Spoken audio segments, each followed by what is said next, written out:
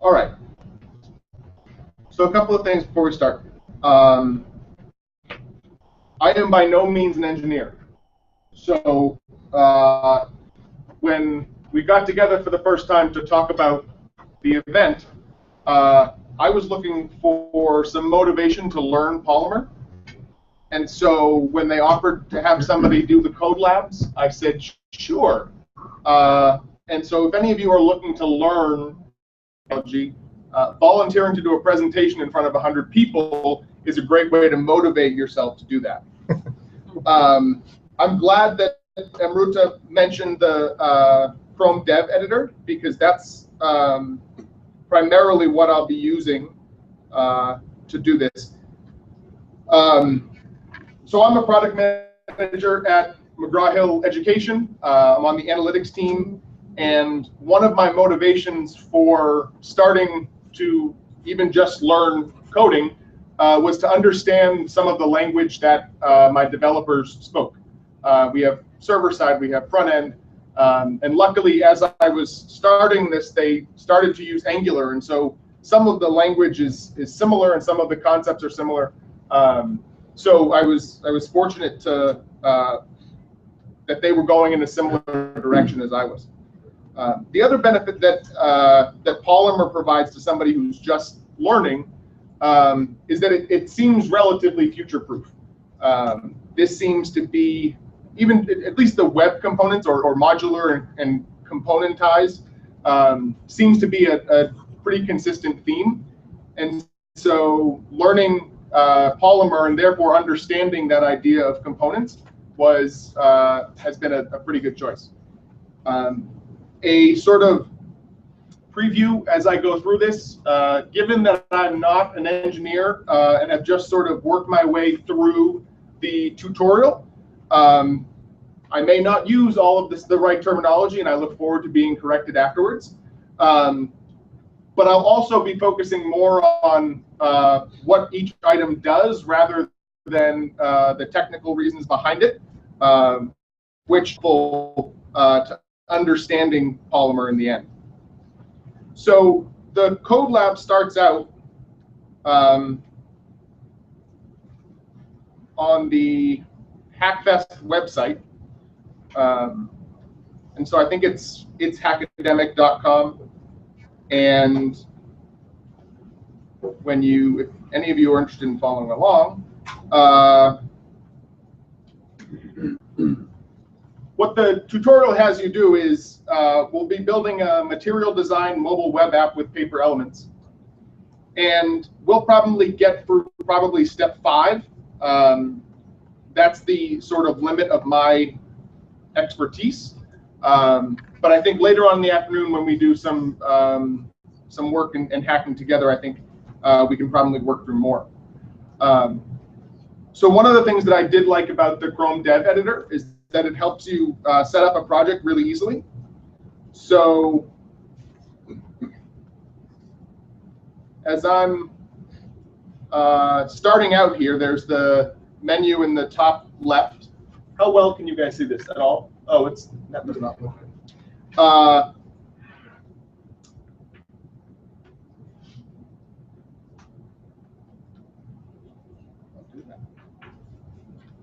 Great. So in the top left, there's this menu, and you can do new project. And they have a JavaScript web app using Polymer elements already there. And so you would just name the project, in this case, Polymer Mobile CodeLab. And it actually doesn't create the project that you're going to start with. So as we get going, we're actually going to erase everything and replace it with what the instructions have. So to go through this, I'm actually just going to sort of walk you through the page. I decided, I was going to put slides together, and then I was just sort of copying and pasting the tutorial. So I figured I would go with this. So when you initially create the project using the template from the Chrome Dev Editor, you have Bower components already. You have the Bower JSON, index.html, main.js, and styles.css. As we go along and as we get towards the more complex steps, I think we add maybe 1 or 2 files to that structure. So it's really not a complex structure. One of the features of Chrome Dev Editor is once you have your Bower file set up, you can actually just right-click and do a Bower update, and it just reads the Bower file and adds them all to your Bower components folder. As someone who discovered Bower just a little while ago and was doing it through the command line, this is really, really great. It takes away some of the cryptic errors that I got in the terminal. So now that you have, it actually fires up as this app here. And we get rid of this on the next page.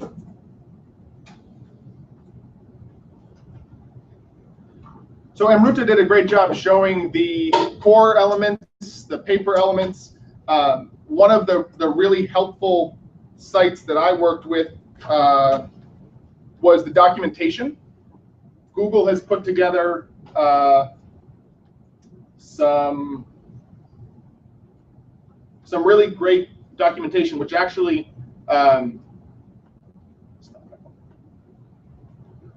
shows you the elements. So it'll help you. It'll demo what each one does. It shows you some of the. In this case, I had to sort of go through it slowly so I didn't overwhelm myself. Here it is. But so these are all the core elements. So one of the elements that we'll be using is the core header panel, which I think Amruta showed. But for example, so it shows you what sort of sample code looks like. It shows you some of the possibilities for CSS. It shows you the attributes, the properties, the events. And then you can also go to the demo, and it gives you an idea of what some of those attributes will do. So this is actually really helpful, especially because it bundles some really nice effects into the element.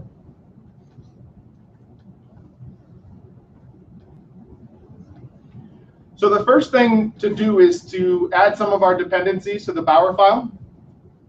So the 2 that Google has us do right now is the core elements and the Roboto font. So we'll go into our Bower file. I didn't do what I wanted to do.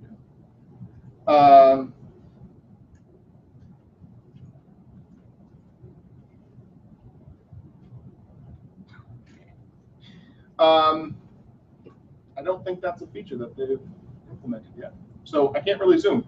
But you would go into your Bower file, and in this case, you would add core elements, paper elements, and the fonts. One thing that I, being somewhat novice, forgot the comma at the end.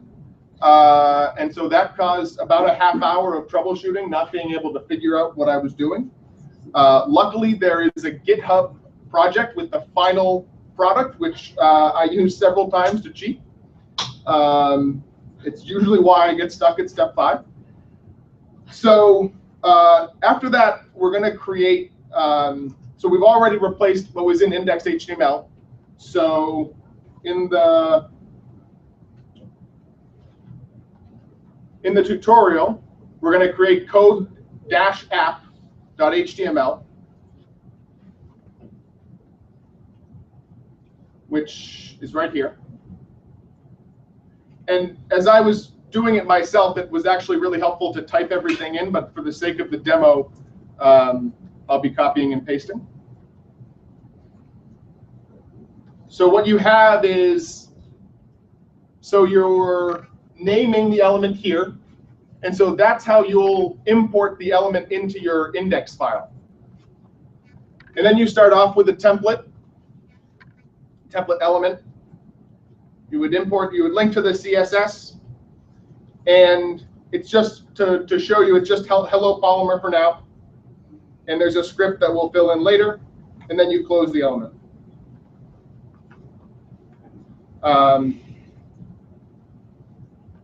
For the CSS, we're just going to add one line at the bottom for the font, which starts off with the Roboto and falls back on the usual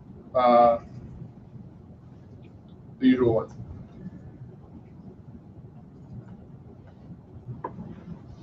All right, so here's the index file. And the first time that I tried to use Polymer without going through a tutorial, I missed the concept of imports. So for each element that you're using, this doesn't necessarily apply to the index, but when you're putting the CodeLab HTML together, and you guys will see this as we go through, each element that you use has to be imported at the top of the HTML file. And presumably those are in your Bower Components folder. Similarly, when you get into the index HTML, you want to import your CodeLab, or in this case, code-lab.html file. And then you just use, so there's one element, CodeLab-app, in your index file. That's it. And so with the ease of Chrome Dev Editor, I can press play and run the app. And that's the app. As it exists right now, it just says Hello Polymer. But as you can see in the console, or not see, when I go to Elements,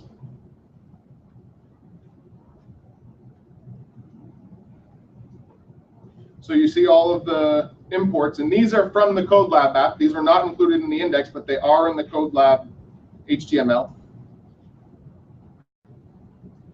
And then in the CodeLab HTML, you actually do get to see the HTML file there. And so this will come in handy later when we need to look for something. Okay. So that's step 2 of sort of getting your basic Polymer setup ready. Next, we're going to move on to step 3, which is the exciting part. In this case, we're going to use one of the core elements. So we're going to start with the core drawer panel.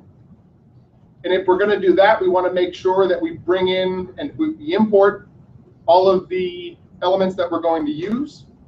In this case, core drawer panel HTML, header panel HTML, and toolbar HTML. And again, that documentation for each of those exists here.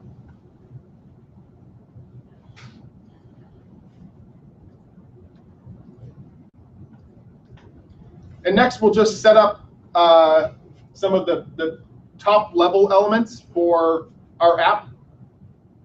One of the things I really, really like about Polymer is the responsive attributes, which you can set just right up in the, in this case, the core drawer panel. And we'll go into that in a few minutes when we look at the actual app. So we're going to add the core header panel, and we're going to indicate that it's going to be drawer, which is on the left, and then the core header panel that's on main. So if we look at the core header panel, let's see.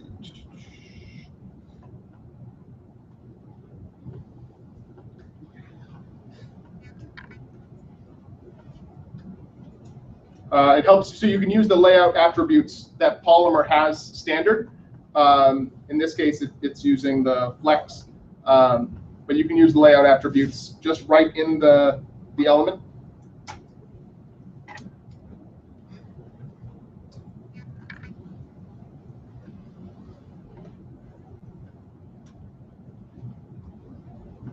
So here, I really wish I could zoom, I apologize.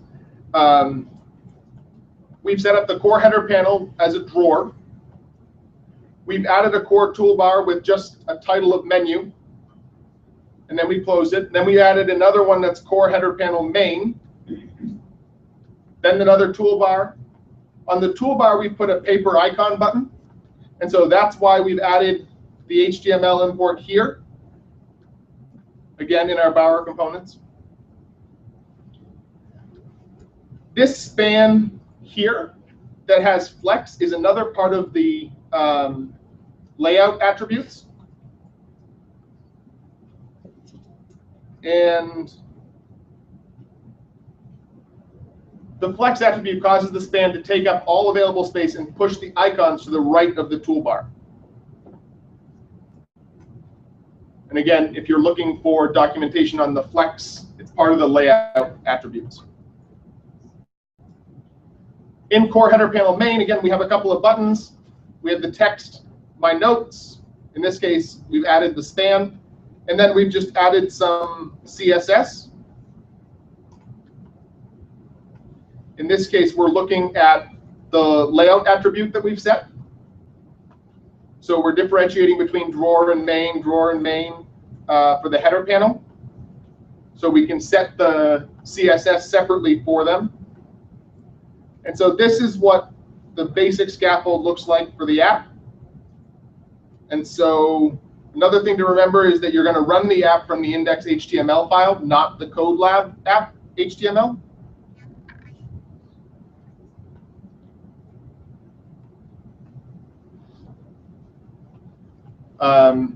So the app fills, you see the result of the flex over here.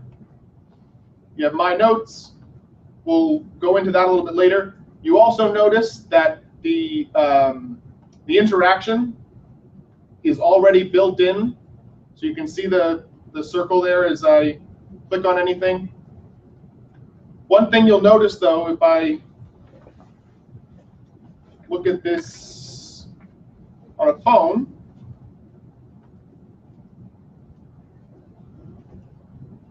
is that the drawer is closed. So it defaults as closed on a mobile, and clicking the icon that would normally open it up doesn't do anything.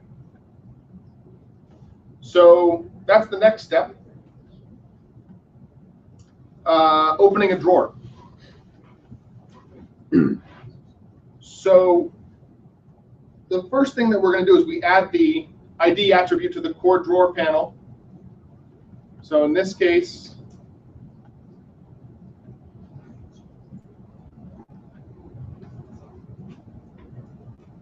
the core drawer panel is right at the top. So we add the ID attribute, we call it drawer panel. And this is where we're going to get into some of the JavaScript included in Polymer.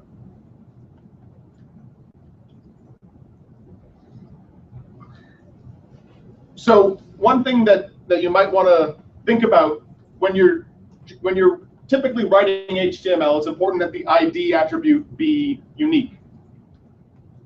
With Polymer, you don't necessarily need to worry about that. Your ID attributes need to be unique within each element. So if you have and I guess that's in your index file essentially. So if I have CodeLab app.html as my main element, right? Of course, in that file, all the IDs need to be unique. But when I put them at the top level index.html, I can have some of the same attributes as long as they're in separate HTML files. So Polymer provides a convenience method, which is this $$myID_name. And so this is how we'll use and reference drawer panel in the script tag. And so this will find the child element inside of a Polymer element by ID. So what we're going to do is we're going to add an on-click listener to the paper icon button.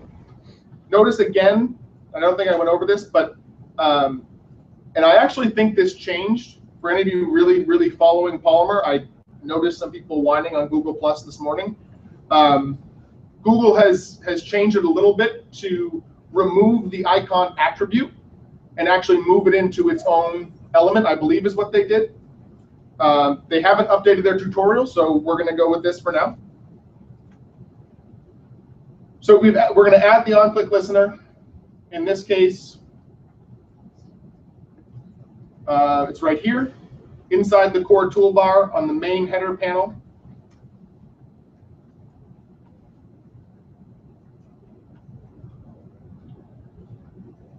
So this note here about why on dash click and why not on click, Polymer supports declarative binding of events. So it uses the special on dash event syntax to trigger the binding behavior. So it does use part of its declarative nature with the events as well. Next, we have to add the toggle drawer method down in the script so that it actually does something with the on-click listener. So we'll take this handy example here and add it right down here. And what that should do for us is when we're looking at our app on a mobile device and the drawer is toggled off by default, we can actually now turn it on. Awesome. So if this is my favorite feature. If I press play, it runs the app, it opens it. I think that's a step further. Ignore that. So obviously there's nothing here, but when I open it up on a phone,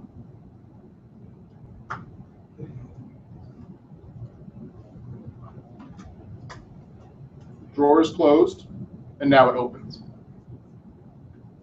And for somebody who's just learning, that is far more simple than I probably ever would have found learning JavaScript from scratch.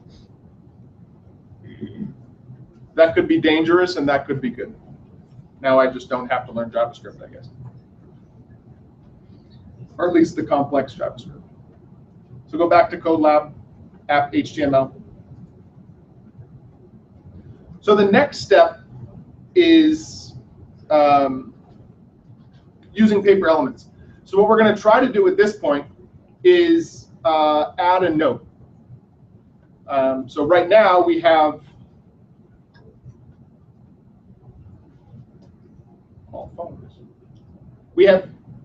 something that says my notes, but we don't actually have the ability to write notes, except for the fact that that exists.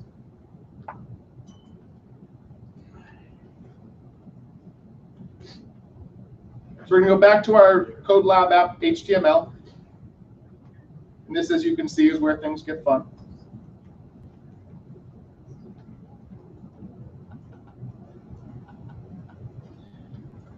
So we've added the floating action button. That's what the plus sign is. And that's going to add a new note. We're going to add a paper input field to define the note's body. And then we're going to add a list data structure to keep track of added notes in the root element. So once we get into the code, or back into the CodeLab app HTML, we're going to add, of course, the paper fab import, because that's one of the Polymer elements we're going to be using. And then because we're using it, we need to declare it in the HTML file. And again, this is another area where the attributes are helpful. I'm not sure if I actually don't think that this will continue to exist, so enjoy it while it lasts. And then we're also going to add another on-click listener, which is going to help us show the new note input, and we'll close the element. And this is all within the core toolbar, within the core header panel main, which I have to say is the declarative nature is really, really great, because I could use classes and IDs, but this is really, really nice to tell me what I'm actually looking at and dealing with. I'm also going to add the paper fab styles to the CSS. And as you can see, this this does take advantage of some of the material design.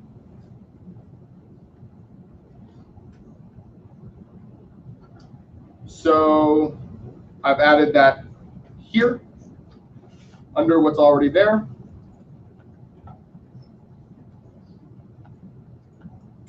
And then I'm going to add a div underneath all of what I've already put in there after the core toolbar.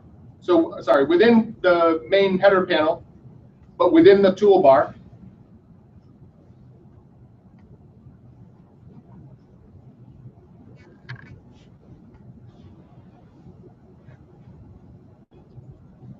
I think that's where I messed up. See, sometimes people break things when they demo. I fix them. I think. So the div goes in, yeah,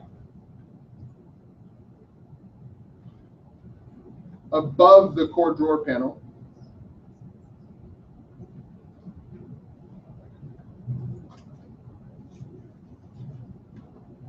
And the div has the class content.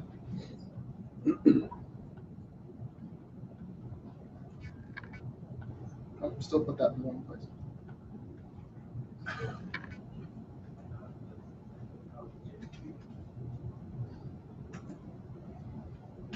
Okay. And then we'll put in the paper input dependency and add the paper input element to the content div. In this case, I've already done it. That's what I moved.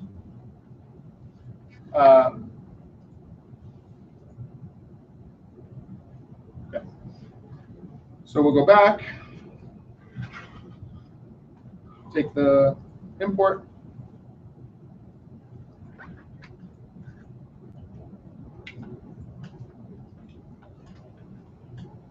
add it there. And then in the new div, we're going to put the ID of new note input. One of the layout attributes is floating label. And we'll assign the label add a new note as a string to the attribute. And then we're going to use the, in the script, we're going to use the ready callback. And that's going to hide the input so that it doesn't show up right when you open the app. And then we're also going to do the show new note input as well, so that when you click on the button, it opens the new note. And I've already put this in. So these are here.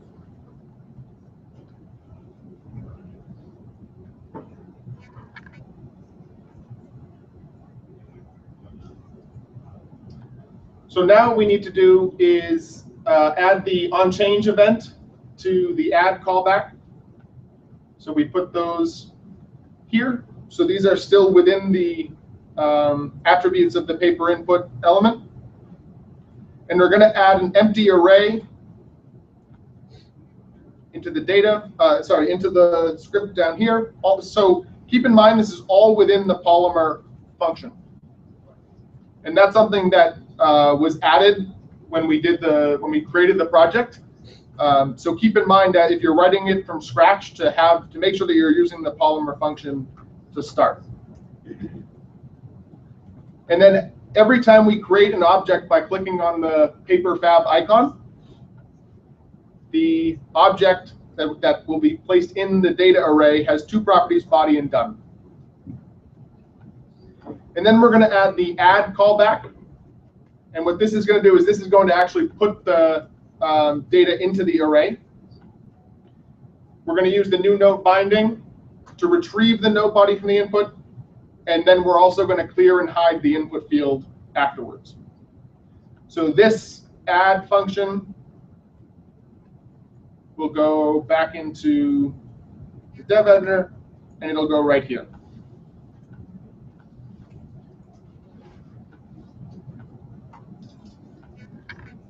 So what we should see when we open up the app again is we'll see the plus icon here, add a new note, and we should be able to click on the plus button. Add a new note will allow a text entry, and then we can save the note.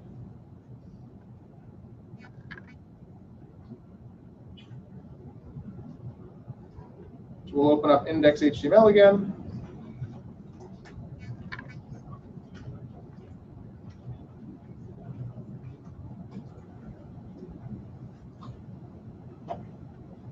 That's amazing.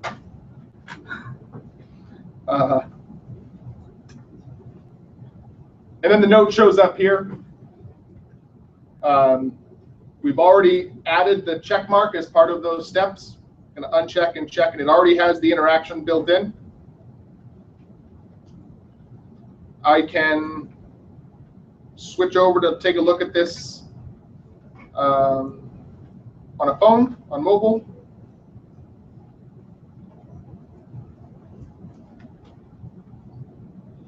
And again, the drawer starts closed, but we can still press on the plus button and add a note. And you still have the same interaction here.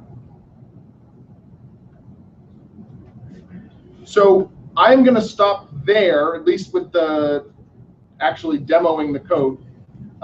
If you are interested in going a little bit further, and I did venture into this, I think adventure is definitely the right word. As you use the core local storage element, which allows you to store the notes locally. As you saw there, when I refreshed in the mobile view, they all went away. And so this allows you to use the core local storage element to save things in data, that array, the empty array that we created. Add the new function and using the event. And then what will happen is you can create things, and when you refresh, they'll still be there. The next step is actually one of the cooler steps, and I wish I had some time to go through it, but this is adding settings and functions to the sidebar. So we can do fade out selected so that when something's checked, it fades out. We can delete an element, or sorry, a note.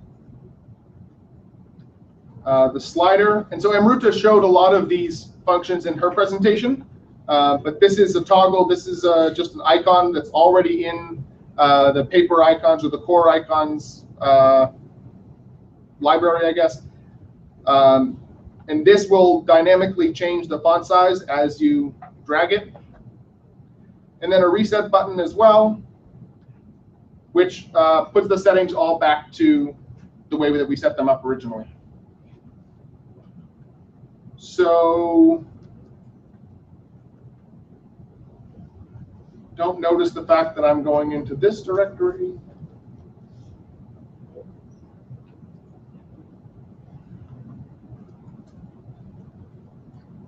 Okay. That's just in the wrong place. So these were notes that I added yesterday, but I can add a new note. Okay. If I select two of them, I can have them fade out, maybe. I can delete the ones that are checked. Again, I can change the font size, and I can reset to the original settings. We're going to switch over to the mobile view for the last step, and we're going to refresh.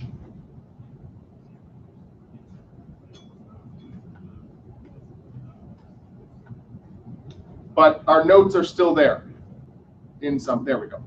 And I can expand the drawer again, and I can use all of the settings in the drawer as well.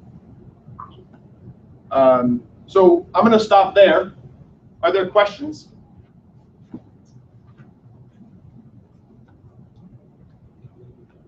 That's not possible. Actually, I had a question while people are thinking of their questions.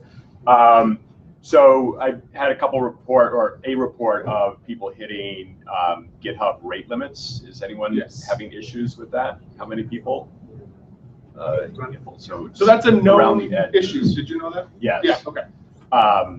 So the workaround apparently is to set the Bower dependencies to master. I don't know if people have tried that. Has anyone successfully done that? Actually, in the tutorial you showing, they have instructions to download a different zip file.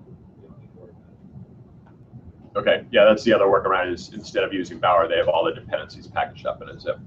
Master wasn't quite working for me. I don't know if it's because of Okay. Also, All right. I'd So, rather- so a better solution is probably to use that zip file that has all the dependencies zipped up in it.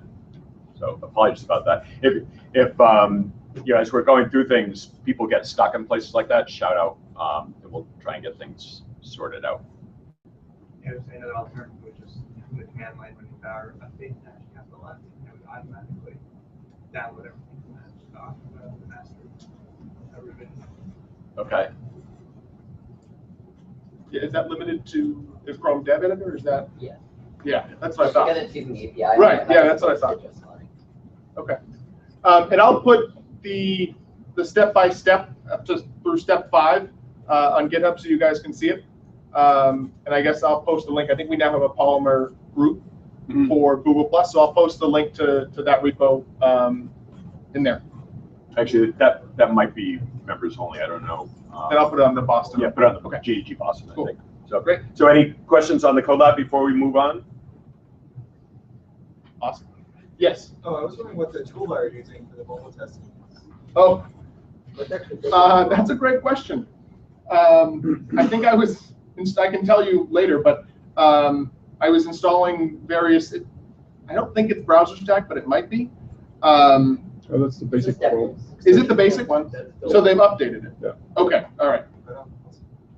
Yeah, I didn't know that, so I thought that it was an extension that I installed, but actually, so they have updated it. That's cool. All right. Great, thanks Thank you very everyone. much.